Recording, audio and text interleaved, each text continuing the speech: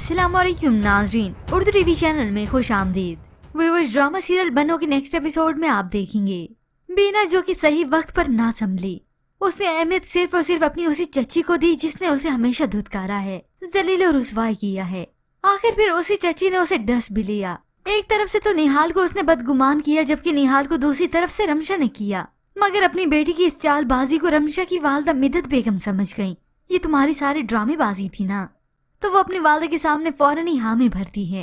तो साथ ही वो अपनी वालदा को ये भी बताती है कि सोचिए, अगर मैं अपनी जान लेने की कोशिश कर सकती हूँ तो किसी और की जान मैं कितनी आसानी से लूंगी। अब तो मिदत बेगम समझ ही गई कि उनकी बेटी तो अब पूरे तरीके से उनके हाथ से निकल चुकी है, जबकि दूसरी तरफ बीना ने भी अपना सारा एतबार खो दिया। बिलाखिर निहाल उसे बदगुमान हो ही गया। उसे अजलान ही वापस ड्रॉप करने आता है। बीना अब जब आई तो निहाल उसे नाराजगी का इजहार करता है। नाराजगी क्या, बल्कि वो तो उससे बदगुमान हो गया। मैं जो कुछ भी सोचता समझता रहा हूँ, तुमने वो सब कुछ गलत साबित कर दिया बीना। तुम्हें ये अजलान के साथ देखकर मेरा हर भरम टूट गया। अब ये बीना जवाब देती ना कि तुम्हें भी तो मैंने रमशा के साथ देखा है, तो फिर तुम क्यों मुझसे बदगुमान हो गए।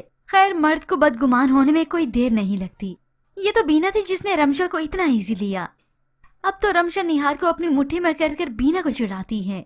कई बार तो मैंने बोला था कि तुम चली जाओ, लेकिन बहुत नाज था ना तुम्हें अपनी मोहब्बत पर। खैर, अब फिर मोहब्बत का यही हाल ही तो होना था। किसने कहा था बीना को कि वो अपनी चच्ची की हमदर्द बने। खैर व्यूअर्स, इस सब में अब बीना का भी उतना ही कसूर है। उसने रमशा को मौका ही क्यों दिया। और निहाल की मोहब्बत भी सिर्फ इतनी थी। उसने बीना को अजलान के साथ क्या देखा था, वो बदगुमान ही हो गया।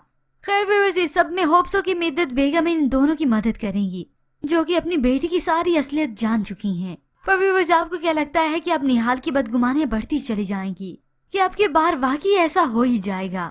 इसके मुतालिक हमें अपनी कीमती राय का इजहार जरूर कीजिएगा। मजीद ड्रामास प्रोमो के लिए आप देखते रहिए उर्दू टीवी।